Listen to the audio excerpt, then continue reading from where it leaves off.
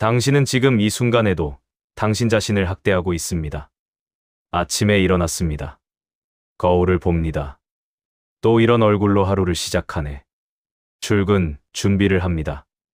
왜 이렇게 느린 거야? 쓸모없는 인간. 실수를 합니다. 역시 나는 안 돼. 왜 태어났나? 당신은 친구에게 이렇게 말하지 않습니다. 연인에게 이렇게 말하지 않습니다. 심지어 낯선 사람에게도 이렇게 말하지 않습니다.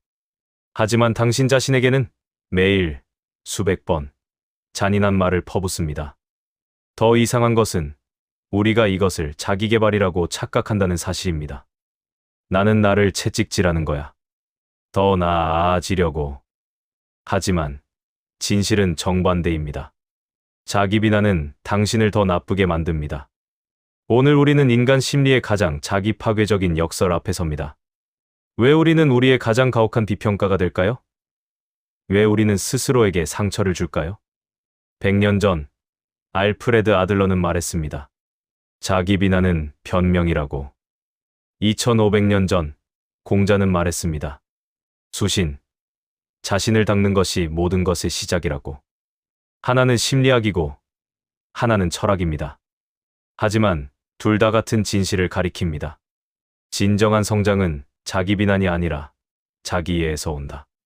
먼저 한 가지 실험을 해봅시다. 오늘 하루 당신이 자신에게 한 말을 기록해보세요. 소리 내지 않은 것도, 머릿속으로만 한 것도. 한 연구에 따르면 평균적인 사람은 하루에 자신에게 약 6만 개의 생각을 합니다. 그중 80%가 부정적이고 95%가 어제와 똑같습니다. 나는 멍청해. 나는 못생겼어. 나는 실패자야. 나는 사랑받을 자격이 없어. 나는 왜 이렇게 쓸모없지? 당신의 친구가 이런 말을 들었다면 어떨까요? 당신은 화를 낼 것입니다. 누가 그런 말을 해? 용납할 수 없어. 하지만 당신이 자신에게 하는 것은 괜찮아. 이건 동기부여야. 아닙니다. 이것은 학대입니다. 2012년 심리학자 크리스틴 네프는 흥미로운 실험을 했습니다. 참가자들을 두 그룹으로 나눴습니다. 한 그룹에게는 실수했을 때 자신을 비난하게 했습니다. 나는 왜 이렇게 멍청할까? 더 잘할 수 있었는데. 다른 그룹에게는 자기 연민을 실천하게 했습니다. 실수는 누구나 해. 나는 최선을 다했어. 다음에는 더 잘할 수 있을 거야. 6개월 후 결과를 봤습니다. 자기 비난 그룹은 우울증이 증가했고 동기가 감소했고 실제 성과도 나빠졌습니다. 반면 자기 연민 그룹은 행복도가 증가했고 회복력이 강해졌고 성과도 향상되었습니다. 즉, 자기 비난은 효과가 없습니다. 오히려 역효과입니다. 그런데 왜 우리는 계속할까요? 이제 시간을 1920년대 빈으로 되돌려 봅시다. 알프레드 아들러, 프로이트의 동료이자 개인 심리학의 창시자는 인간 본성을 연구하고 있었습니다. 그는 프로이트와 결별했습니다. 왜냐하면 근본적으로 다른 것을 봤기 때문입니다. 프로이트는 인간을 무의식의 욕망에 지배받는 존재로 봤습니다. 하지만 아들러는 인간을 목적을 추구하는 존재로 봤습니다. 모든 행동에는 목적이 있다고. 심지어 자기 파괴적인 행동에도. 아들러는 발견했습니다. 사람들은 무의식적으로 자기 비난을 선택한다고. 왜냐하면 그것이 무언가를 얻어주기 때문입니다. 무엇을 얻을까요? 가장 흔한 것은 책임으로부터의 도피입니다. 아들러의 통찰은 충격적입니다. 당신은 시험을 망쳤습니다. 두 가지 선택이 있습니다. 첫 번째, 나는 충분히 공부하지 않았어. 다음엔 더 열심히 해야겠어. 이것은 책임을 지는 것입니다. 그리고 행동을 바꿔야 합니다. 두 번째, 나는 머리가 나빠. 나는 원래 이래. 나는 공부에 재능이 없어. 이것은 자기 비난입니다. 하지만 동시에 면죄부입니다. 왜냐하면 원래 그래라면 바꿀 필요가 없으니까요. 아들러는 말합니다. 자기 비난은 변화를 피하는 교묘한 방법이라고. 나는 사회성이 없어. 그래서 친구를 못 만들어. 하지만 진짜 이유는 거절당하는 것이 두려워서 시도하지 않는 것입니다. 그리고 사회성이 없다는 자기 비난은 시도하지 않는 것을 정당화합니다. 나는 매력이 없어. 그래서 연애를 못해. 하지만 진짜 이유는 상처받는 것이 두려워서 마음을 열지 않는 것입니다. 그리고 매력이 없다는 자기 비난은 마음을 닫는 것을 정당화합니다. 아들러는 이것을 열등 콤플렉스라고 불렀습니다. 열등감 자체는 정상입니다. 모든 인간은 불완전하니까요. 하지만 열등 콤플렉스는 다릅니다. 열등 콤플렉스는 열등감을 무기로 사용하는 것입니다. 나는 부족해. 그러니까 나는 노력하지 않아도 돼. 나는 도전하지 않아도 돼. 왜냐하면 어차피 실패할 테니까. 이것은 안전합니다. 왜냐하면 노력하지 않으면 진짜 실패가 아니니까요. 나는 실패한 게 아니야. 시도하지 않았을 뿐이야. 아들러는 말합니다. 이것이 자기 비난의 진짜 목적이라고. 안전지대에 머무는 것. 변화를 피하는 것. 책임을 회피하는 것. 하지만 더 깊은 이유가 있습니다. 아들러는 인간의 근본적인 욕구를 소속감이라고 봤습니다. 우리는 공동체에 속하고 싶어 합니다. 가치 있는 존재로 인정받고 싶어 합니다. 그런데 어릴 때 이것이 좌절되면 어떻게 될까요? 부모가 조건적인 사랑을 줬다면, 내가 잘하면 사랑해줄게. 실패하면 실망이야. 아이는 배웁니다. 나는 완벽해야 사랑받아. 그리고 성인이 되어서도 같은 패턴을 반복합니다. 나는 완벽하지 않아. 그러니까 나는 사랑받을 자격이 없어. 자기 비난은 어린 시절의 조건적 사랑을 내면화한 것입니다. 아들러는 말합니다. 우리는 부모의 목소리를 내면화합니다. 그리고 평생 그 목소리로 자신을 비난합니다. 이제 시간을 기원전 500년 중국으로 되돌려 봅시다. 공자는 제자들에게 가르쳤습니다. 군자는 자신을 닦는다. 수신, 이 단어를 뜯어봅시다. 하지만 이것은 채찍질이 아닙니다. 이것은 돌봄입니다. 당신이 정원을 가꾼다고 생각해보세요. 정원을 비난합니까? 이 잡초야, 왜 이렇게 못났어? 아닙니다. 당신은 정원을 돌봅니다. 잡초를 뽑고 물을 주고 햇빛을 쬐게 합니다. 공자의 수신도 마찬가지입니다. 자신을 닦는다는 것은 자신을 학대하는 것이 아니라 자신을 돌보는 것입니다. 공자는 말합니다. 자신을 닦고 집을 가지런히 하고 나라를 다스리고 천하를 평화롭게 한다. 순서를 보세요. 모든 것은 수신에서 시작합니다. 당신이 당신 자신을 제대로 돌보지 못하면 다른 것도 할 수 없습니다. 공자의 제자 증자는 이렇게 말했습니다. 나는 매일 3가지를 반성한다. 남을 위해 일할 때 최선을 다했는가? 친구와 사귈 때 신의가 있었는가? 배운 것을 제대로 실천했는가? 이것은 자기 비난이 아닙니다. 이것은 자기 반성입니다. 차이가 보이나요? 자기 비난, 나는 왜 이렇게 못났어? 쓸모없는 인간. 자기 반성, 오늘 나는 최선을 다했는가? 내일은 무엇을 더 잘할 수 있을까? 자기 비난은 판단입니다. 자기 반성은 질문입니다. 자기 비난은 고정적입니다. 자기 반성은 성장 지향적입니다. 공자는 또 말했습니다. 군자는 자신에게서 구하고 소인은 남에게서 구한다. 군자는 문제가 생기면 자신을 돌아봅니다. 하지만 이것은 자기 비난이 아닙니다. 이것은 책임을 지는 것입니다. 내가 무엇을 바꿀 수 있을까? 소인은 문제가 생기면 남을 탓합니다. 저 사람 때문이야. 상황 때문이야. 운명 때문이야. 공자의 가장 중요한 가르침 중 하나는 서입니다. 서는 용서로 번역되지만 더 깊은 뜻이 있습니다. 한자를 보면 마음심과 같을 여가 합쳐진 것입니다. 마음을 같게 하다. 즉, 공감입니다. 공자는 말합니다. 내가 원하지 않는 것을 남에게 하지 마라. 하지만 이것을 자신에게도 적용해 보세요. 내가 남에게 하지 않을 말을 나 자신에게 하지 마라. 당신은 친구에게 너는 쓸모없어라고 말하지 않습니다. 그렇다면 왜 자신에게는 말합니까? 공자의 가르침은 이것입니다. 자신을 대하는 방식이 타인을 대하는 방식의 기초입니다. 당신이 자신에게 잔인하면 타인에게도 잔인해집니다. 당신이 자신을 용서하지 못하면 타인도 용서하지 못합니다.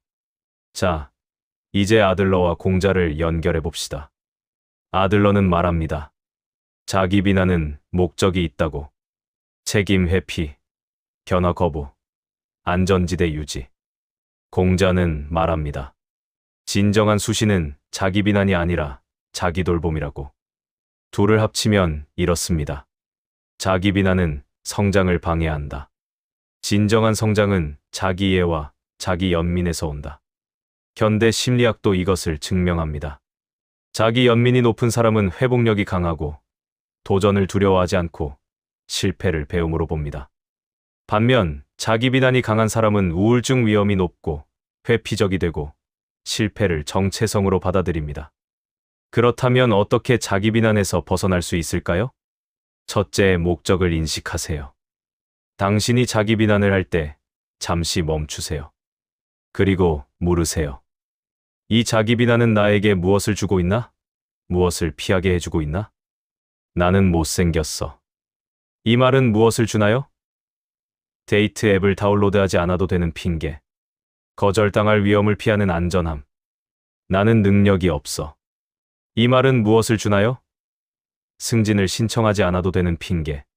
실패할 위험을 피하는 안전함.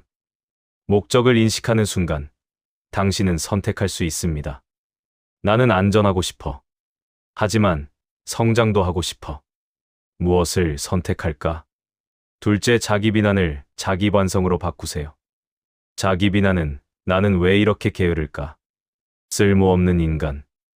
자기 반성은 오늘 나는 왜 동기가 없었나? 무엇이 나를 막았나? 내일은 무엇을 다르게 해볼까? 자기 비난은 나는 사람들과 잘 못 어울려. 나는 소통 능력이 없어. 자기 반성은 오늘 대화에서 어떤 부분이 어색했나? 다음에는 무엇을 시도해 볼 수 있을까? 비난은 고정시킵니다. 반성은 성장시킵니다. 비난은 판단합니다. 반성은 배웁니다. 셋째, 자기 연민을 실천하세요. 크리스틴 네프는 자기 연민의 세 요소를 제시합니다. 자기 친절 자신에게 친구에게 하듯 말하세요.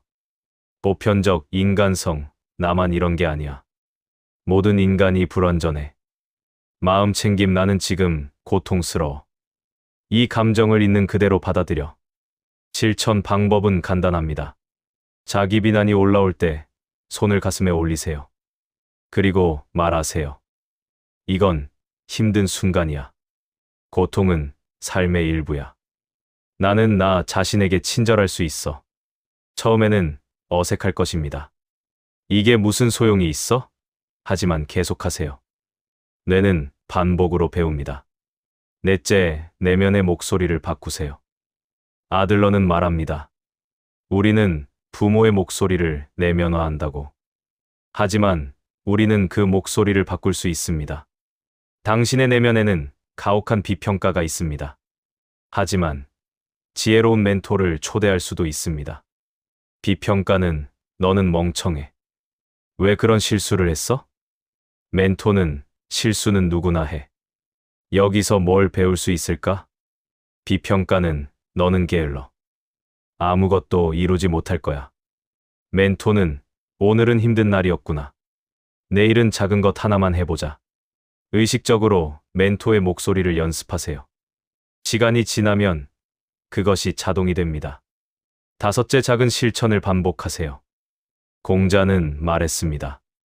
하기 시습지 배우고 때때로 익히면 기쁘지 아니한가? 수시는 하루아침에 되지 않습니다. 작은 실천을 반복하는 것입니다. 매일 아침 자신에게 한 가지 긍정적인 말을 하세요. 나는 오늘 최선을 다할 거야. 매일 저녁 3가지 감사를 적으세요. 오늘 나는 무엇을 잘했나? 실수했을 때 자기 연민을 실천하세요. 괜찮아. 나는 인간이야. 작은 것처럼 보이지만 이것이 쌓이면 당신의 뇌를 바꿉니다. 신경과 소성은 실제합니다. 당신이 반복하는 것이 당신이 됩니다. 마지막으로 부처의 말을 인용하겠습니다. 당신은 우주의 모든 존재만큼이나 당신 자신의 사랑과 애정을 받을 자격이 있습니다. 당신은 불완전합니다. 당신은 실수합니다. 당신은 때때로 이기적이고 게으르고 겁쟁이입니다. 그리고 그것으로 충분합니다. 그것이 인간이니까요. 공자가 말했듯이 수시는 완벽해지는 것이 아닙니다. 수시는 자신을 돌보는 것입니다. 자신을 이해하는 것입니다. 자신과 평화롭게 지내는 것입니다. 아들러가 말했듯이 자기 비난은 목적이 있습니다. 하지만 그 목적은 당신을 보호하는 것이 아니라 가두는 것입니다. 당신은 선택할 수 있습니다. 계속 자신을 비난하며 안전지대에 머물 것인가? 아니면 자신을 이해하며 성장할 것인가? 오늘 밤 자신에게 물어보세요. 나는 오늘 나 자신에게 어떤 말을 했나? 내가 가장 사랑하는 사람에게도 그렇게 말했을까? 나의 자기 비난은 무엇을 보호하고 있나? 무엇을 피하게 해주고 있나? 내일부터 나는 나 자신에게 어떻게 말할 것인가? 그리고 내일 아침 거울을 보세요. 그리고 한 가지만 하세요. 미소 지으세요. 그리고 말하세요. 안녕, 나. 오늘도 함께 최선을 다해보자. 작은 것처럼 보입니다. 하지만 이것이 시작입니다. 자신을 닦는 것, 자신을 돌보는 것. 당신은 자신에게 잔인해질 필요가 없습니다. 자기 비난은 당신을 더 나은 사람으로 만들지 않습니다. 자기 이해만이 그렇게 할 수 있습니다. 공자가 말했듯이 모든 것은 수신에서 시작합니다. 그리고 수신은 자기 사랑에서 시작합니다. 당신은 사랑받을 자격이 있습니다. 특히 당신 자신에게. 오늘 이야기가 당신에게 작은 깨달음이라도 전할 수 있었기를 바랍니다. 이처럼 깊은 심리적, 철학적 통찰을 통해 당신의 삶을 변화시키는 이야기는 계속될 것입니다. 만약 오늘 영상이 도움이 되셨다면 좋아요를 눌러주시고 채널을 구독해주세요. 여러분의 관심이 저희가 더 좋은 콘텐츠를 만드는 큰 힘이 됩니다. 또한 이 영상에 대한 여러분의 생각을 댓글로 남겨주시면 저희에게 큰 영감과 소중한 의견이 될 것입니다. 다음 영상에서 다시 만나겠습니다. 감사합니다.